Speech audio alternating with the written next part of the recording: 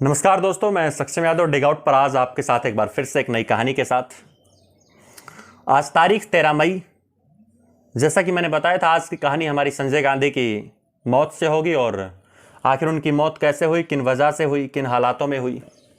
तो तमाम सारे सवाल, तमाम सारी बातें, तमाम सारे किस्से आज हम इस वीडियो में देखेंगे। संजय गांधी की मौत को आज करीब 40 साल हो गए और महज 33 साल की उम्र में उनकी मौत हो गई थी। कहते हैं कि संजय गांधी जो है वो इंदिरा गांधी के अगले उत्तराधिकारी होते, लेकिन उनकी ज़िंदगी ने, या यूं कहें कि उनकी मौत वक्त से काफ़ी पहले हो गई। संजय गांधी इंदिरा गांधी के छोटे बेटे थे और राजीव गांधी इंदिरा गांधी के बड़े बेटे थे।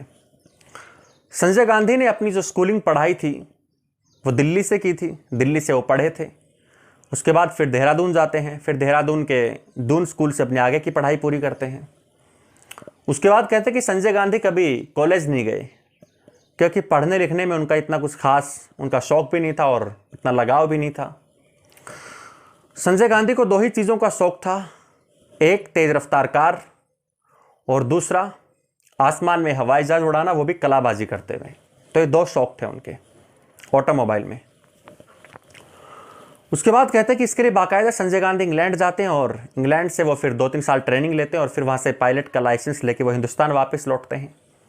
जब वो हिंदुस्तान वापस लौटते हैं तो उस वक्त हमारे देश की प्रधानमंत्री उनकी खुद की माँ इंदिरा गांधी थी। संजय गांधी हिंदुस्तान आते हैं और कहते हैं कि 28 साल की उम्र तक संजय गांधी का जो पॉलिटिक्स है, जो राजनीति है, उसमें उनका अपना कोई इंटरफेयर नहीं था, उनको लगाव भी नहीं था। खैर, वो भी उस वक्त बच्चे ही थे। उसके बाद एक दिन ऐसा आता है कि अचानक संजय गांधी का जो कद है वो कांग्रेस में इतना बढ़ जाता है कि फिर चारों तरफ संजय गांधी, संजय गांधी, संजय गांधी होता है। कहा जाता है कि उस वक्त हिंदुस्तान प्राइम मिनिस्टर ऑफिस से नहीं बल्कि प्राइम मिनिस्टर रेजिडेंस से चलता था। जितने भी फैसले होते थे वो सारे संजय गांधी लेता था, बशर्ते इंदिरा गांधी प्रधानमंत्री जरूर थी, लेकिन फैसले सारे संजय गांधी लेता था। उसके बाद एक इमरजेंसी भी लागू की थी हिंदुस्तान में, तो उसके पीछे भी कहते हैं कि संजय गांधी के कारण इंदिरा गांधी ने मजबूरी में इमरजेंसी को डिक्लेयर किया था। इसके पीछे भी लोग संजय गांधी को ही वजह मानते हैं। उसके अलावा हिंदुस्तान में एक बार एक नशबंदी का कार्यक्रम चला था। वर्ल्ड ऑर्गेनाइजेशन से हिंदुस्तान के पास रिपोर्ट आई थी कि पॉपुलेशन कम करो, तो संजय गांधी पर इल्ज़ाम भी लगे थे कि लोगों को पकड़ के ज़बरदस्ती उनकी नशबंदी की जा रही है। तो ये भी संजय गांधी पर आरोप था। उसके अलावा संजय गांधी एक बार दिल्ली में एक जगह है तुर्कमान गेट, जैसे लाहौरी गेट, कश्मीरी गेट, ऐसे ही तुर्कमान गेट एक जगह है पुरानी दिल्ली में। संजय गांधी वहाँ पहुँचते हैं और वो देखते हैं कि वहाँ से जामा मस्जिद वो दिखाई नहीं दे रही, क्योंकि वहाँ पे बीच में काफ़ी सारे स्लम टाइप बने हुए थे, काफ़ी मकान बने हुए थे। तो फिर उस वक्त जो दिल्ली के जो लेफ्टिनेंट गवर्नर थे जगमोहन, संजय गांधी उनको बोलते हैं कि जितने भी जो ये मकान है बीच में और जितने भी स्लम हैं इनको तोड़ दिया जाए। तो जगमोहन भी जाहिर सी बात है मना नहीं कर सकते, प्राइम मिनिस्टर का बेटा, इंदिरा गांधी का बेटा। तो बाकायदा फिर डीडीए का बुलडोजर आता है और फिर वो उन सारे तमाम जितने भी वहाँ पे मकान थे, स्लम थे, उनको तोड़ दिया जाता है। तो कहते हैं कि लोग काफ़ी नाराज़ थे, लोगों ने काफ़ी विरोध प्रदर्शन भी किया था। उसके बाद फिर उन लोगों को उठा के वहाँ से और फिर यमुना के किनारे भेज दिया जाता है। यमुना के किनारे जो कच्ची बस्तियाँ थी उनमें, और बाकायदा उनको ये बोला भी जाता है कि आपको पक्के मकान जल्दी ही मिलेंगे। तो इन सारी चीज़ों के कारण जनता में संजय गांधी के खिलाफ यूं कहीं नाराज़गी थी। उसके बाद कहते हैं कि इसी बीच में जब इंदिरा गांधी प्राइम मिनिस्टर थी तो संजय गांधी हिंदुस्तान में एक कार का कॉन्सेप्ट लेके आए थे। कहते हैं कि उस वक्त हिंदुस्तान में जो कारें थी वो आम लोगों की पहुंच से काफ़ी बाहर थी, यानी पैसे वाले और बड़े लोगों के पास ही कारें रहती थी। तो फिर संजय गांधी मारुति का एक कॉन्सेप्ट लेके हिंदुस्तान में आते हैं कि मारुति से इतनी सस्ती कारें बनाएंगे कि फिर हिंदुस्तान के आम लोगों के पास वो कारें उनके पास पहुंच जाएं, वो इस्तेमाल कर सकें। कुछ लोगों का ये भी कहना है कि संजय गांधी अगर मरते नहीं तो हिंदुस्तान बहुत पहले प्रगति कर चुका होता। लेकिन कुछ लोगों का ये भी मानना है कि संजय गांधी बड़े ही अड़ियल थे, बड़े ही यूँ कहें कि ज़िद्दी थे, किसी की ना सुनने वाले थे। ये भी कुछ लोगों का कहना था। लेकिन ये बात भी सच है कि जब तक संजय गांधी जिंदा रहे तब तक मारुति हिंदुस्तान में एक भी कार नहीं बना पाई।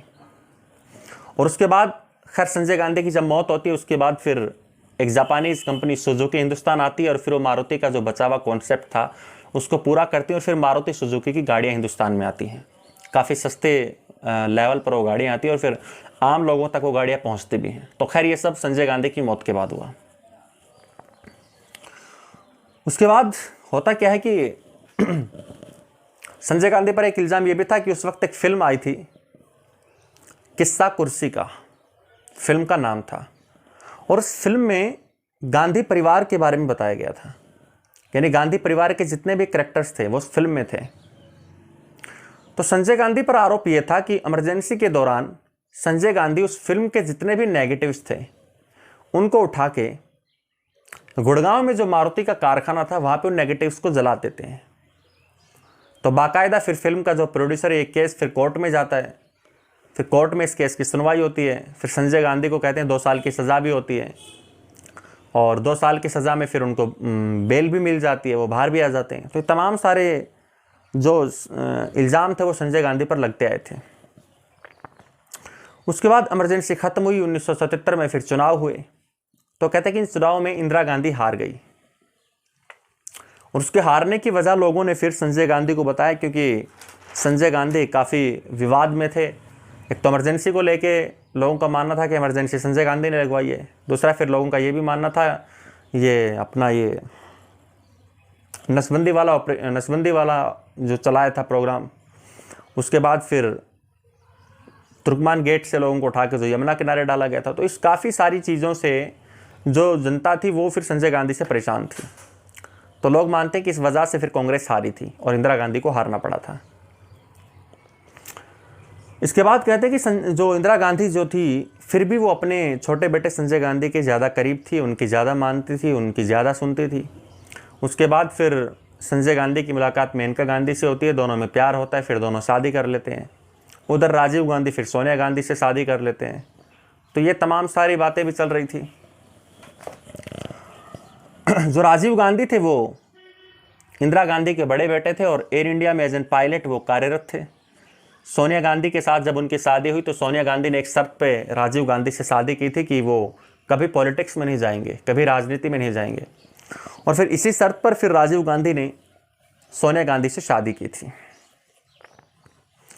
खैर इन सब के बाद जब सरकार हार चुकी थी 1977 के चुनाव में, जब इंदिरा गांधी हार गई थी, तब संजय गांधी क्या करते हैं कि कांग्रेस में जितने भी बुजुर्ग जो कार्यकर्ता थे उनको निकाल देते हैं और उनकी जगह पे नए यूथ, नए यंग लड़के संजय गांधी लेके आता है।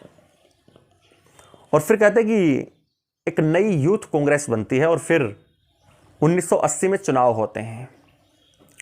और जब 1980 में चुनाव हुए तो उन चुनाव में जनता पार्टी की हार हो जाती है। और जनता पार्टी की हार की वजह यह थी कि उनकी खुद की पार्टी में आपसी मतभेद और आपसी फूट पड़ गई थी, जिस कारण फिर जनता पार्टी हारती है और फिर कांग्रेस जीतती है। फिर कांग्रेस वापस सत्ता में आती है और इंदिरा गांधी इस देश की प्रधानमंत्री बनती हैं। तो कहते हैं कि 1980 के चुनाव में 326 या 350 सीट कांग्रेस जीती थी। उनमें से 155 से 160 एमपी वो आए थे जो बिल्कुल यंग थे और जिनको खुद संजय गांधी ने चुना था, और वो सब जीते। संजय गांधी 1980 के चुनाव में पहली बार अमेठी से खड़े हुए, वो खुद भी अमेठी से चुनाव जीते। और कहते हैं कि पहली बार संजय गांधी को कांग्रेस में एक पद दिया गया, एक पोजीशन दी गई, एक पोस्ट दी गई जनरल सेक्रेटरी की। इससे पहले कहते हैं कि संजय गांधी जो भी काम करते थे पार्टी के लिए, कांग्रेस के लिए, वो अनऑफिशियल करते थे। लेकिन 1980 के चुनाव में जीतने के बाद फिर उनको कांग्रेस में जगह मिलती है, फिर वो कांग्रेस के जनरल सेक्रेटरी बनते हैं। कहते हैं कि उस वक्त 4 जनरल सेक्रेटरी की पोस्ट थी, उनमें से एक संजय गांधी को दी जाती है। लेकिन इन 1980 के चुनाव में 9 ऐसे राज्य थे, 9 ऐसे स्टेट बच गए थे जिनमें कांग्रेस अब भी हार गई थी। तो अब संजय गांधी और इंदिरा गांधी ये सोचते हैं कि यार अब इन 9 राज्यों में कैसे कांग्रेस लेके आए, क्या करें। तो फिर संजय गांधी इंदिरा गांधी को एक सुझाव देते हैं और वो कहते हैं कि 9 राज्यों को भंग कर दो और इनके अंदर जितनी भी 9 राज्यों के अंदर जो 9 राज्यों की जो सरकार है इनको भंग कर दिया जाए। तो कहते हैं कि इंदिरा गांधी फिर संजय गांधी की बाकायदा बात भी मानती है और उन 9 राज्यों की सरकारें भंग करती हैं और दोबारा से उन 9 राज्यों में चुनाव होते हैं। और फिर कहते हैं कि उन 9 राज्यों में से 8 राज्यों में कांग्रेस वापस लौटती है और उन 8 राज्यों के जो एमपी और जो मुख्यमंत्री बनते हैं वो खुद संजय गांधी ने चुने थे, तो वो सारे संजय गांधी के भगत। उसके बाद कहते हैं कि अगर फॉरेन पॉलिसी को छोड़ दें, अगर डिफेंस के कुछ मसलों को छोड़ दें, तो जितने भी तमाम और जितने भी अहम फैसले कांग्रेस के होते थे वो खुद संजय गांधी लेते थे, वो संजय गांधी के ही हाथ में थे। प्रधानमंत्री इंदिरा गांधी जरूर थी, लेकिन संजय गांधी की चलती थी। अब राजनीति के अलावा संजय गांधी की जिंदगी में 2 ही शौक बचे, एक तो तेज रफ्तार कार और एक हवाई जहाज कलाबाजी के साथ। तो कहते हैं कि संजय गांधी को पता चलता है, जो संजय गांधी का जो आवास था वो था एक सफदरजंग रोड, और उससे 2 किलोमीटर दूरी पर सफदरजंग एयरपोर्ट था, जो दिल्ली फ्लाइंग क्लब भी उसी के अंदर था। तो संजय गांधी को एक दिन पता चलता है कि इस सफदरजंग एयरपोर्ट में एक नया विमान आया है, 2 सीटर, पीट्स S-2A उस प्लेन का नाम था। तो संजय गांधी को जब ये पता चलता है तो काफ़ी एक्साइटेड होते हैं उड़ाने के लिए, और कहते हैं कि 21 जून 1980 को संजय गांधी सफदरजंग एयरपोर्ट पहुंचते हैं। इंदिरा गांधी को अभी हाल फिलहाल 5 महीने हुए थे प्रधानमंत्री बने हुए। फिर 21 जून को Sanjay Gandhi Safdarjung airport Delhi flying club में पहुंचते हैं, वहां जाके फिर वो प्लेन उड़ाते हैं, उसके बाद फिर वो घर आते हैं। फिर तारीख आती है 22 जून 1980। अब 22 जून 1980 को जो संजय गांधी थे, ये अपनी पत्नी मेनका गांधी को लेके सफदरजंग एयरपोर्ट पहुंचते हैं दिल्ली फ्लाइंग क्लब में। 2 सीटर विमान, हल्के इंजन वाला। अपनी पत्नी मेनका गांधी को बिठाते हैं, प्लेन टेक ऑफ होता है आसमान में। कहते हैं 2 घंटे फ्लाइट उड़ी थी। उन 2 घंटों के दौरान ये बाकायदा इंटरव्यू में मेनका गांधी ने बताया भी था कि संजय गांधी आसमान में कलाबाजी खिलाते हैं। करीब 2 घंटे मेनका सीखती है कि नीचे उतरना है, नीचे उतरना है, नीचे उतार दो।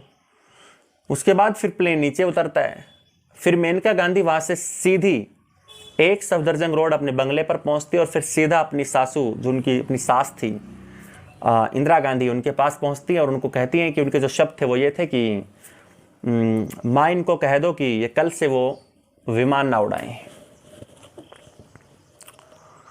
वो काफ़ी डरी हुई थी, बार बार इंदिरा गांधी से यही बातें बोल रही थी कि माँ इनको कह दो ये कल से वो विमान ना उड़ाएं।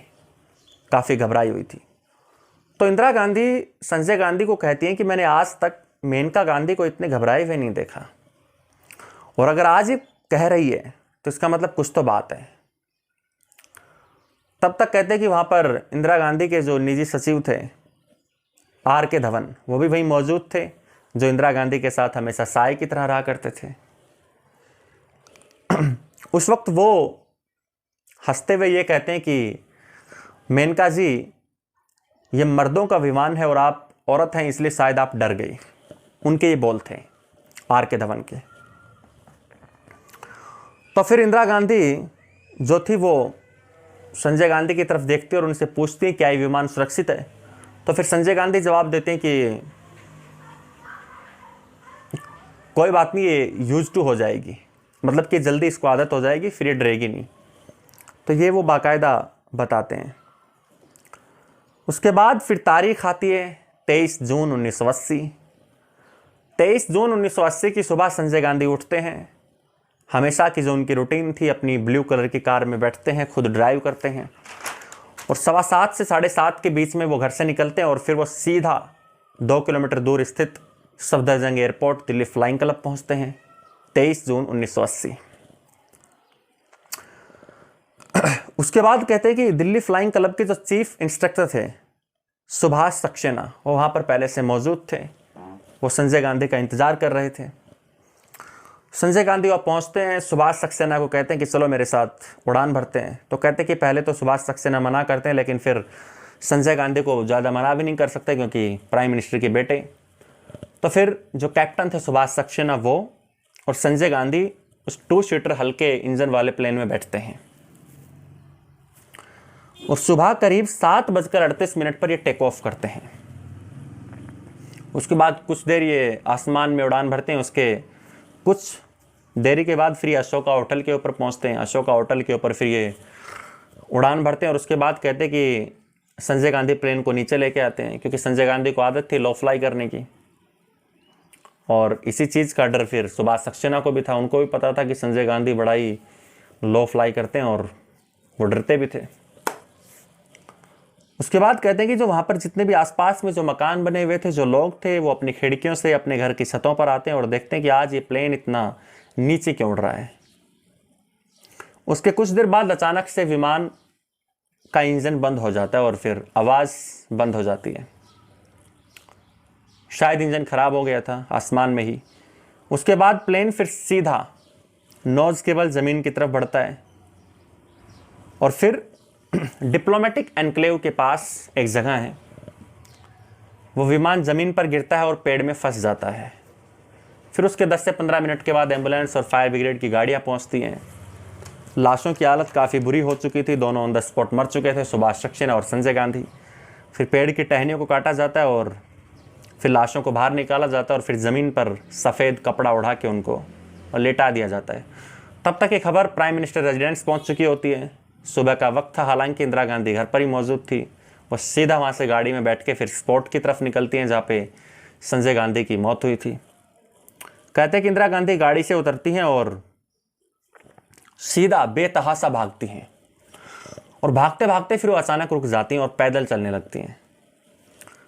फिर वो लाश के पास पहुंचती है। फिर वहाँ पे एक शख्स खड़ा होता है, वो इंदिरा गांधी को इशारा करता है कि क्योंकि 2 लाश थी कि ये संजय गांधी जी की लाश है। फिर इंदिरा गांधी बाकायदा वो चद्दर हटाती है और कहते हैं कि बेतहासा इंदिरा गांधी रोती हैं। और जिस तरह से वो भागते भागते अचानक रुक गई थी, उसी तरह से फिर वो रोते रोते भी अचानक रुक जाती हैं। उसकी वजह शायद ये थी कि एक तो एक माँ होने के साथ साथ वो इस देश की प्रधानमंत्री भी थी और कोई किसी भी देश की प्रधानमंत्री को वहाँ की जनता इस तरह से टूटते हुए देखे, ये भी शायद उनको मंजूर नहीं था। तो कहते हैं कि उस वक्त राजीव गांधी, सोनिया गांधी, राहुल गांधी और प्रियंका गांधी ये इटली में थे। तो फिर अगले 2 दिन तक यानी कि 23 और 24 जून को संजय गांधी का अंतिम संस्कार नहीं किया जाता है, क्योंकि फिर राजीव गांधी का इंतजार होता है। फिर राजीव गांधी वापस लौटते हैं और फिर 25 जून को फिर संजय गांधी का अंतिम संस्कार किया जाता है। फिर उसके आपको पता है कि 4 साल बाद फिर इंदिरा गांधी की भी मौत हो जाती है। उसके बाद फिर राजीव गांधी को भी पॉलिटिक्स में आना पड़ता है, क्योंकि हालांकि उन्होंने सोनिया गांधी से वादा किया हुआ था और प्रॉमिस था, लेकिन वो प्रॉमिस तोड़ते हैं और फिर पॉलिटिक्स में आते हैं, पार्टी को संभालते हैं। तो ये आज की हमारी कहानी थी संजय गांधी की मौत की। उम्मीद करता हूँ आपको कहानी पसंद आई होगी, अच्छी लगी होगी। अगर कहानी आपको अच्छी लगी हो तो वीडियो को लाइक ज़रूर करें, चैनल को सब्सक्राइब करें और कमेंट बॉक्स में कमेंट करके ज़रूर बताएं कि आखिर आपको कहानी कैसी लगी। और अगर कोई सुधार या सुझाव अगर आपके पास हो तो वो भी आप बताएं। तो उम्मीद करते हैं आपको कहानी अच्छी लगी होगी। Thank you.